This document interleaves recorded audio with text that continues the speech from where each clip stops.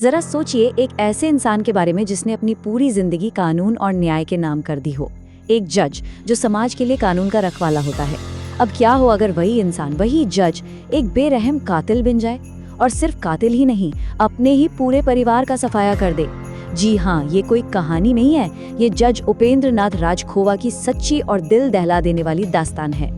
ये सवाल ना सिर्फ सोचने के लिए नहीं है, ये एक ऐसे असली केस का सेंटर पॉइंट है जिसने पूरे देश को हिला के रख दिया था।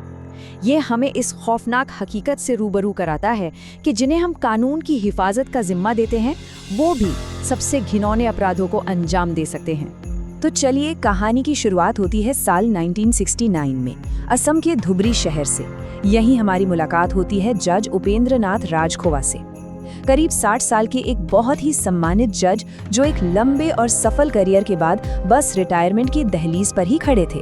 लेकिन उनके घर की दीवारों के पीछे एक बहुत बड़ी त्रासदी पनप रही थी।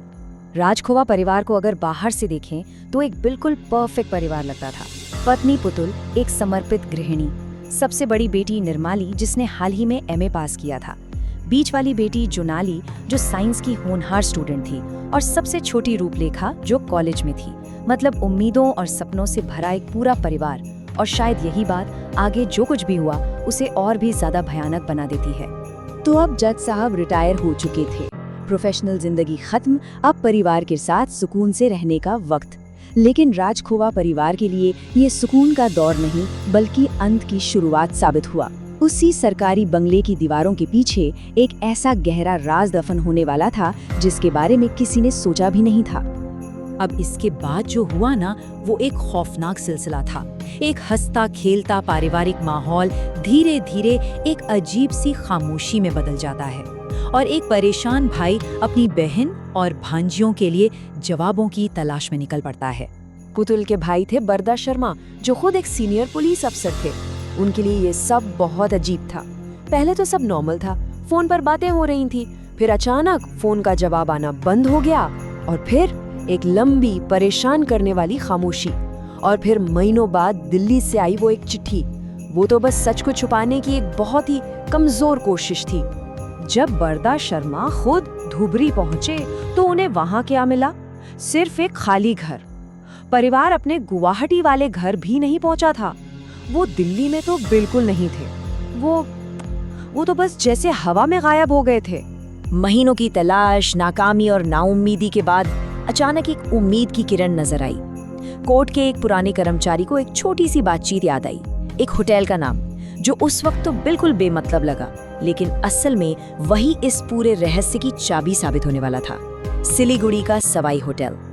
तो बस इसी एक नाम के सहारे बरदा शर्मा और पुलिस सवाई होटल के लिए निकल पड़े। उन्हें इस बात का जरा भी अंदाजा नहीं था कि वो एक ऐसे सच का सामना करने वाले हैं जो उनकी कल्पना से कहीं ज्यादा भयानक था। और ये सब होने वाला था कमरा नंबर 3 के दरवाजे के ठीक पीछे। 25 जुलाई 1970, महीनों की तलाश आखिरकार खत्म हुई। बरदा शर्मा अपने बहनोई जज राजखोवा के ठीक सामने खड़े थे, लेकिन उन्हें देखकर बरदा शर्मा को सुकून नहीं बल्कि खौफ महसूस हुआ। जज कमरे में अकेले थे, उनका परिवार कहाँ था?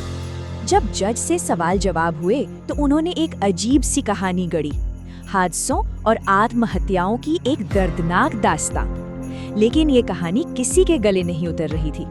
भला ऐसे कैसे हो सकता है कि एक ही परिवार के सारे लोग एक के बाद एक इतने अलग अलग तरीकों से मर जाएं? इससे पहले कि पुलिस उनकी इस कहानी की और परतें उधेड़ पाती, जज ने एक आखिरी हताश कदम उठा लिया।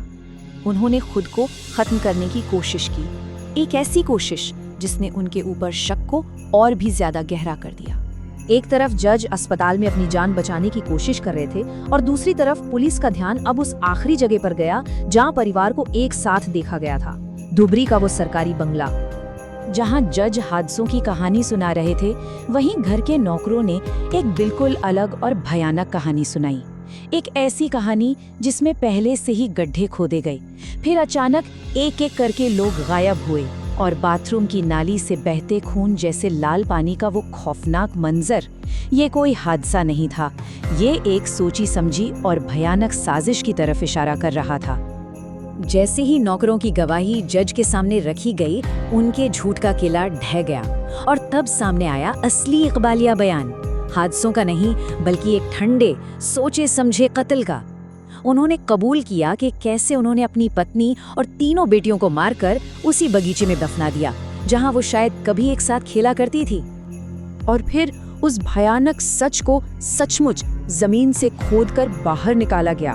बगीचे के 2 अलग-अलग गड्ढों से निकले 4 इंसानी कंकालों ने सबके सबसे बुरे डर की पुष्टि कर दी और जज उपेंद्रनाथ राजखोवा की किस्मत पर हमेशा के लिए मोहर लगा दी। इस खौफनाक खुलासे के बाद कहानी का मंजर अब बगीचे से अदालत में पहुंचता है। वो इंसान जो कभी दूसरों के मुकद्दर का फैसला सुनाता था, अब खुद न्याय के कटघरे में खड़ा था। और देखिए विडंबना कैसी है, जज का केस उन्हीं अदालतों से तेजी से गुजरा जिनकी उन्होंने जिंदगी भर सेवा की थी। सेशंस कोर्ट से लेकर हाई कोर्ट और फिर सुप्रीम कोर्ट तक हर जगह से फैसला एक ही था, मौत की सजा। और यही बात इस केस को इतना असाधारण बनाती है। भारतीय इतिहास में ये पहली और आज तक की अकेली बार था कि किसी जज को हत्या के जुर्म में फांसी दी गई। ये एक खौफनाक रिमाइंडर है कि कोई भी कानून से ऊपर नहीं है। तो क्या न्याय हो गया? शायद हाँ, कातिल को सजा मिल गई। लेकिन एक चुपता हुआ सवाल आज भी बाकी है। इस पूरी पहेली का एक सबसे जरूरी टुकड़ा आज भी गायब है और वो इस केस को हमेशा परेशान करता रहेगा। हम जानते हैं कि ये सब कैसे हुआ, हमें ये भी पता है कि ये किसने किया, लेकिन एक चीज जो इस पूरे काले राज का दिल है वो हम आज तक नहीं जानते, और वो है क्यों। आखिर क्यों? इस अकल्पनीय भयानक काम के पीछे का मकसद कभी सामने नहीं आया। उपेंद्रनाथ राजखोवा वो राज अपने साथ कब्र में ले गया और हमारे लिए एक खौफनाक सवाल छोड़ गया।